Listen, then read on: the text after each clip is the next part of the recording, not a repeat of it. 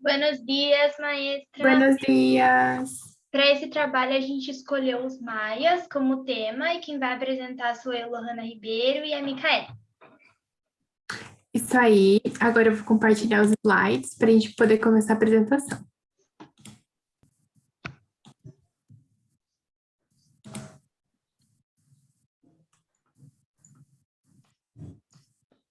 Bom, como a Lohana já falou, a gente vai trabalhar hoje os maias, como nosso trabalho de espanhol, e nós vamos falar sobre civilização, como eles se organizavam, religião, cultura. Vamos fazer uma abordagem bem ampla.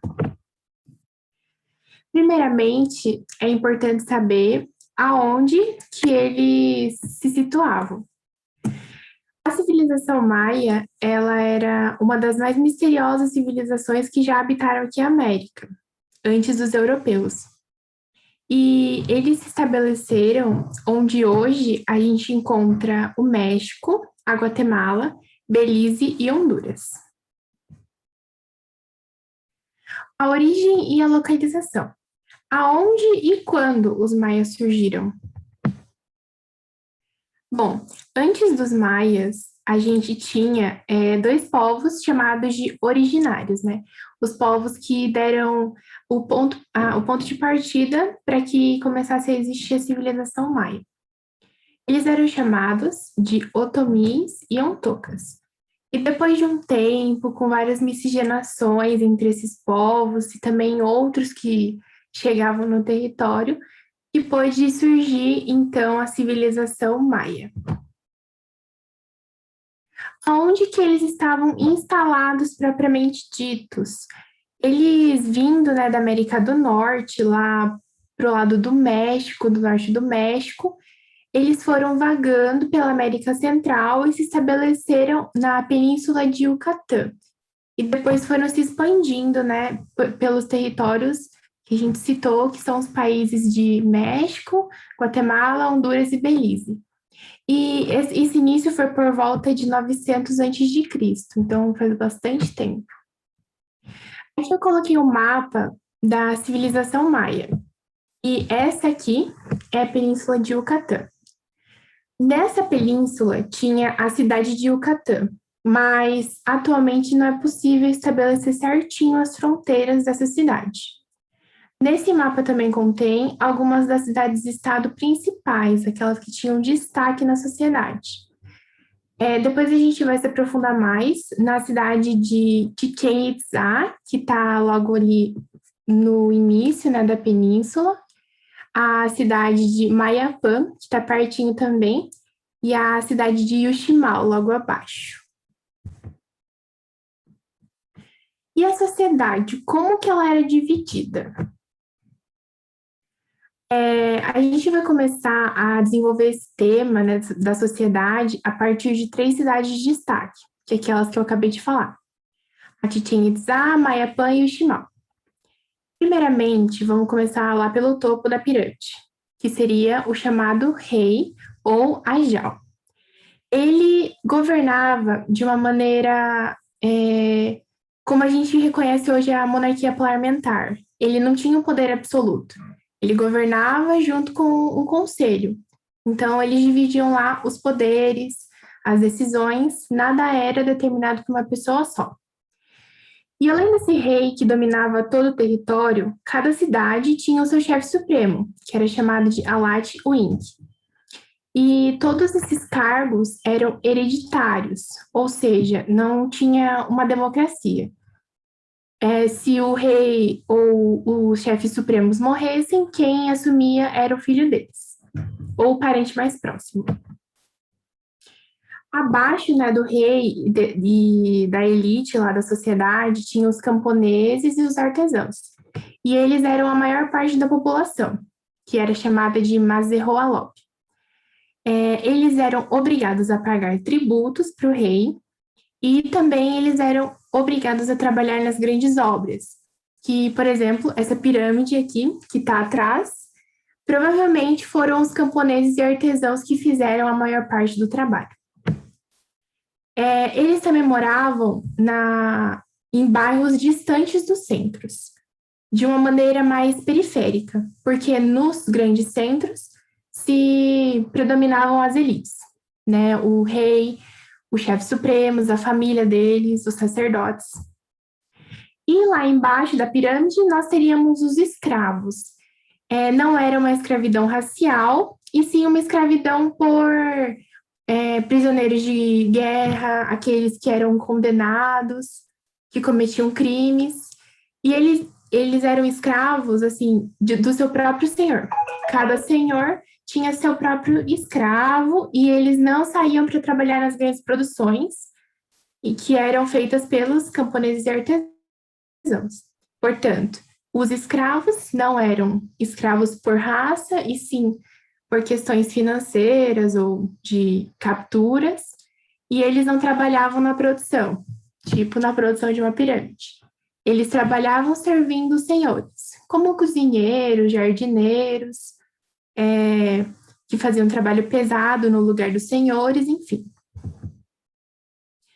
Aqui eu coloquei um resumo dessa pirâmide social que eu acabei de citar. Lá embaixo, em um número quase insignificante, tinham os escravos, que eram os prisioneiros de guerra ou os condenados. Né? Um pouco mais acima, a maior parte da população, que eram os artesãos, trabalhadores livres e agricultores. Um pouco mais acima, os nobres, que eram aqueles que tinham cargos melhores, chefes de guerra, né, os militares, e também os sacerdotes. E no topo, o rei, que era o chefe de tudo. Como que era a organização do Estado? Os maias, eles não chegaram a ter grandes conquistas, né? Eles não invadiam terras muito longes, não expandiam seu território. Por isso que eles não são considerados um império, e sim uma civilização. Eles apenas chegavam a controlar algumas aldeias que eram mais próximas. E não tinha nenhum poder ou uma instituição que unificasse eles, como, por exemplo, hoje é o nosso país, tudo unificado. Cada lugar tinha o seu próprio chefe de Estado ou chefe supremo. Cada cidade também tinha sua autonomia, tanto econômica como política. E, como eu disse, era um poder hereditário, governado por famílias.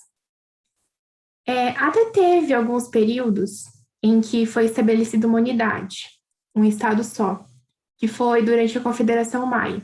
Mas vocês vão ver daqui a pouco que não durou quase nada de tempo. Entretanto, né, apesar de tudo isso, a regra era a independência e a luta entre as cidades por novas terras, tributos, matérias-primas, etc. O que isso quer dizer?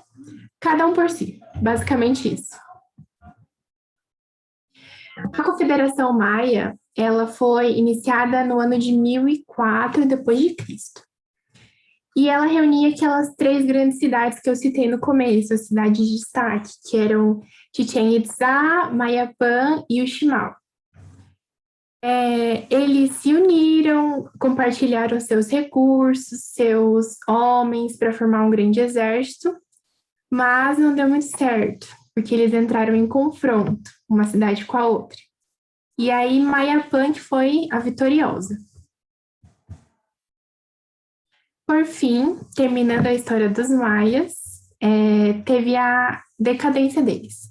Por que que eles terminaram? Por que que foram, entre aspas, extintos?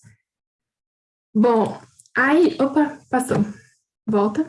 A hegemonia política dessa cidade era sustentada por uma base guerreira. Ou seja, os guerreiros tinham grande influência. E com isso, por ser uma sociedade guerreira, muito em volta de conflitos, explodiram assim revoltas na região, principalmente de Mayapã, que foi a que saiu vitoriosa na Confederação, na Guerra da Confederação. E em 1441, Mayapã é incendiada. E aí a cidade também já sai. A única das 3 que sobrou também foi incendiada e saiu do mapa. As outras grandes cidades são abandonadas por causa das guerras. Então, uma coisa que era muito forte entre eles, né, a base guerreira deles, foi o que permitiu a decadência. Entre esses conflitos, também tiveram catástrofes naturais, muita doença, que foi extinguindo cada vez mais a população maia. E também o declínio da agricultura levou essa sociedade à decadência. Então, foi uma seção de fatores que, somados, deixaram a civilização maia bem fraquinha. E o que acabou mesmo com eles foi a colonização espanhola, que, né, até coloquei uma imagem aqui para ilustrar. Os espanhóis chegando, os maias lá conversando com eles, meio na boa, mas depois nós sabemos que eles foram cruelmente extintos e foi tirado tudo deles, né? O pouco que restava foi retirado deles. Por fim, eu vou acabar aqui a minha parte com uma linha do tempo, falando mais ou menos e de forma resumida como que foi a história dos maias. Lá em 900 a.C., teve o início da civilização, quando os maias ocuparam a península de Yucatán. 1.100 anos depois, mais ou menos, a Confederação Maia, um ponto muito importante para a história, em que as 3 cidades de destaque, e algumas outras também, se reuniram. Entretanto, depois de algumas revoltas e guerras, se distanciaram novamente, sobrando apenas uma. E por último, o final da história maia foi em 1697, mais ou menos, quando Tayazal, que foi a última cidade restante, foi destruída e conquistada pelos colonizadores espanhóis. Bom, antes de tudo isso acabar, eu gostaria também de comentar sobre a economia maia. O mais importante sobre a economia maia é que a base deles era agrícola, a agricultura. Bom, o principal alimento que eles cultivavam e que eles consideravam mais sagrado era o milho.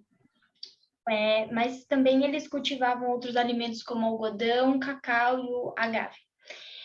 Não somente isso, para a subsistência, eles também utilizavam da caça, da pesca e do artesanato. Bom, como eles tinham muitos lagos e rios, era uma coisa muito forte para eles. Todo camponês podia utilizar dessas terras para cultivo de subsistência, porém, eles só poderiam utilizar se eles pagassem os impostos ao Estado. Porém, se tivesse tudo certinho, todo mundo utilizava na boa. Pode passar. O controle está com você, tá? Passei para você. Ah, tá. Aí você... Peraí.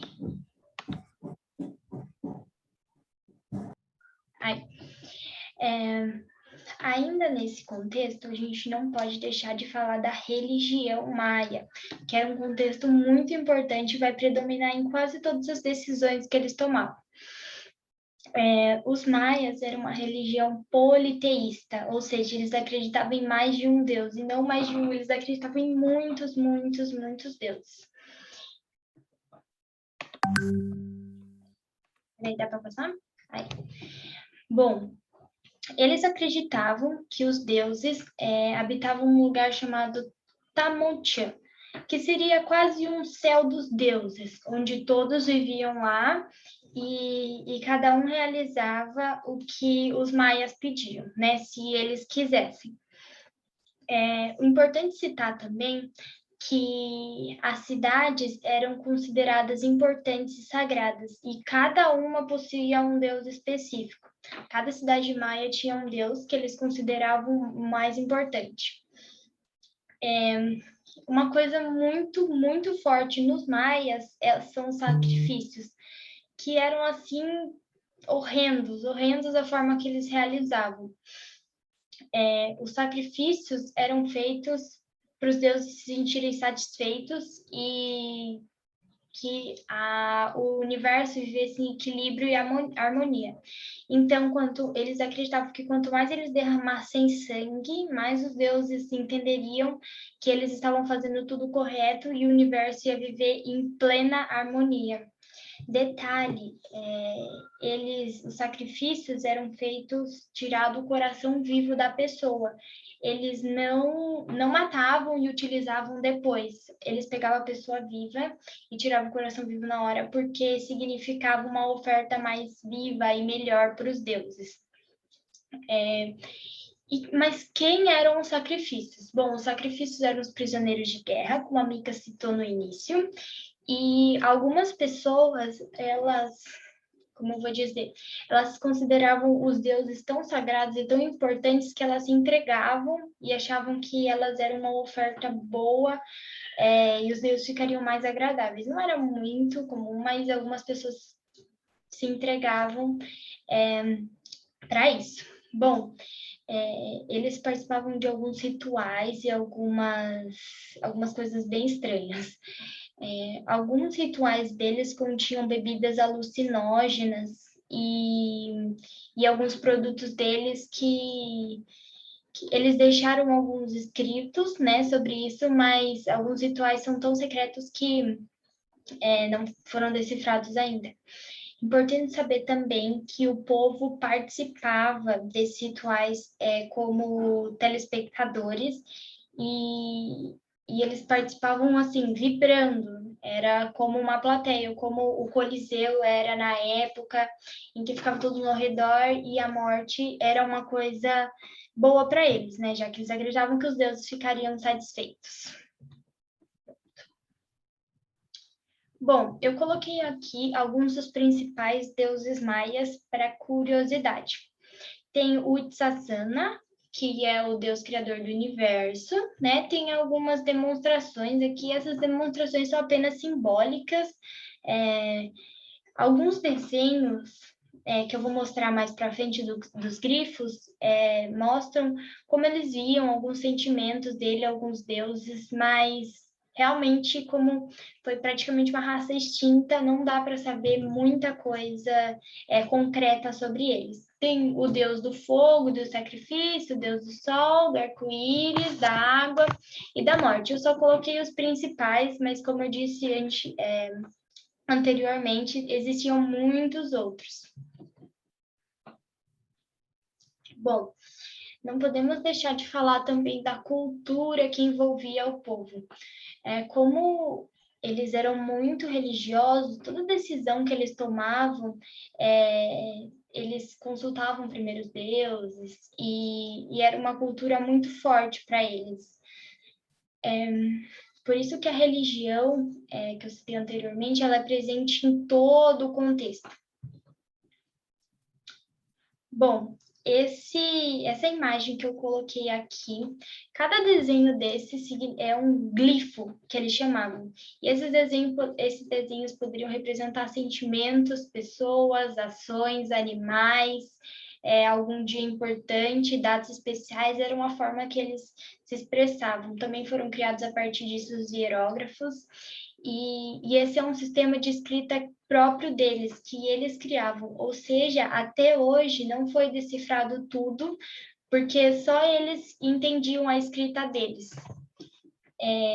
E como vocês podem ver, é um grau de abstração, né? É um desenho muito abstrato, que só eles sabem mesmo. E algumas coisas foram decifradas, mas bem poucas, referente a todas essas pinturas que a gente possui. Bom, é importantíssimo citar a arquitetura e engenharia deles, que quando até os colonizadores vieram para cá, ficaram assim perplexos, foram uma das coisas que mais impressionou eles. E a arquitetura e engenharia é a área do conhecimento mais desenvolvida dos maias. Mas para frente eu vou citar algumas outras, mas essa é assim de cara a mais importante.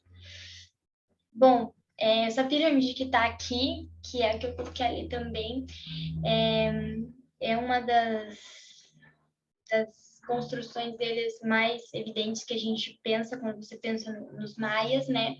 Mas eles criaram várias outras coisas, sistemas de irrigações muito complexos, assim, né? Hoje em dia não tanto, mas para eles da época.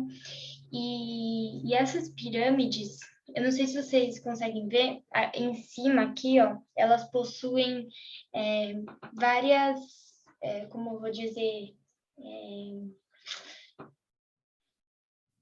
elevações, né? E é importante para a religião porque assim que uma pessoa que era importante, ela morria, eles colocavam em uma. Aí depois que a outra morria, eles colocavam em outra e ia crescendo essa pirâmide.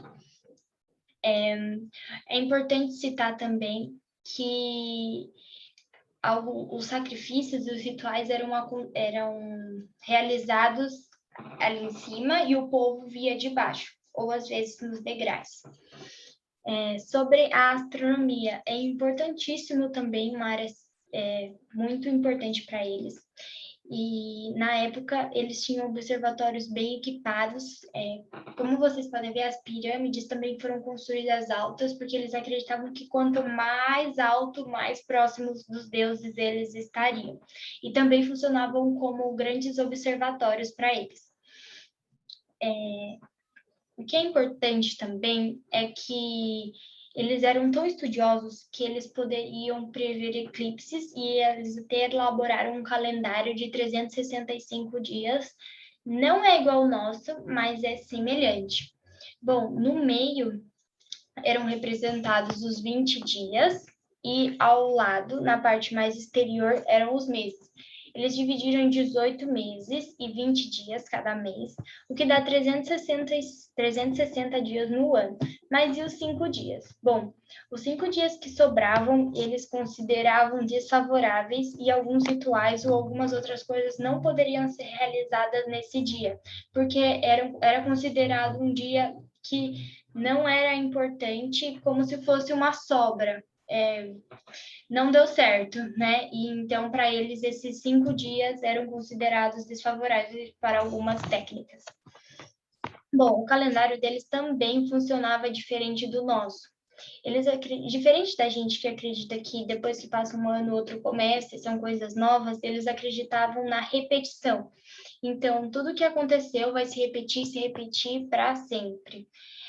Assim como os ciclos da natureza. O sol se levanta toda manhã, a lua vem toda noite, né? Eles acreditavam que os acontecimentos da vida deles também se repetiriam dessa forma. Outra coisa que eu não coloquei aqui, mas é importante citar, é que eles também ficaram conhecidos pela farmacêutica. Eles criavam bastante remédios para eles na época, né? Com ervas e toda a agricultura que eles conseguiram. Bom, agora eu vou mostrar um videozinho rapidinho, que é uma curiosidade de um jogo que eles desenvolveram na época. É bem legal. Deixa eu ver se eu consigo soltar aqui. O jogo de bola maia. Uma forma que os maias tinham de agradar os deuses era jogando um jogo de bola. Bem-vindo mais uma vez ao jogo de bola maia. Não é igual a nenhum jogo que você já viu antes. Ele funciona assim. Os concorrentes têm de acertar essa bola de látex pesada bem dentro desse anel de pedra que é colocado na parede. Pode até parecer fácil, mas não é só isso. Prestem atenção. Para mover a bola, não poderiam usar nem as mãos, nem os pés. Só poderiam bater na bola com os ombros, joelhos e quadris. Esse jogo é realmente uma questão de vida ou morte. Para a equipe vencedora, a glória e a fama. Para o time perdedor, bom, os perdedores eram sacrificados e utilizados para honrar os deuses. A gente perdeu, Foi 3-2? Bem legal esse videozinho, né? Uma coisa que eu lembrei agora também, que eu não sei se você lembra do 2012, que era o ano que foi considerado que ia acabar o mundo, foi até criado um filme chamado 2012. Mas é importante lembrar que é uma curiosidade também que no ano de 2012 era considerado o fim de um ciclo maia, por isso eles acreditavam que o mundo ia acabar e ia começar um novo ciclo. Deixa eu passar aqui. Bom, é isso, espero que tenham gostado. E para finalizar, colocamos até uma fotinha. Muchas gracias, maestra. Muitas gracias por assistir até aqui, pela atenção.